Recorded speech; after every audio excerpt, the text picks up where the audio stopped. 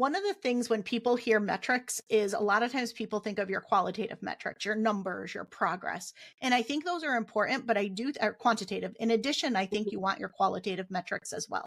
So one that I measure that is really, really important is reliance on heroics. What is the percent that you are relying on heroics? I will tell you, in the periods in my business where I've come close to or have actually burned myself out, it was a very high reliance on heroics. If it's just you in your business, you are the hero all day, every day. If you have a team and you do not yet know how to delegate, as Kim mentioned earlier, you're probably swooping in and playing superhero and fixing a lot of stuff.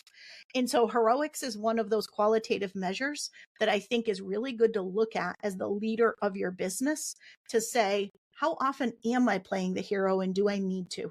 Because when you can look at that, it's hard to say, how well do I delegate? Well, like nobody wants to judge themselves. I delegate just fine, right? But if you're actually constantly having to come in and save the day, maybe you're not actually training people in a way where they're able to go off and do something, or maybe they're not empowered to go off and do it in the way they need to, and you create situations for it. So I always look at those qualitative ones as well. How fulfilled is this work for me right now? Right? That is another big one. Usually when we start to get low on the fulfillment measure, it's time for us to do some reinvention or reimagining of what we're doing. And maybe it's how we're delivering it or our role in it, but there's changes that are needed. So I think it's important from a metrics perspective. Yes, you want to have KPIs, key performance indicators.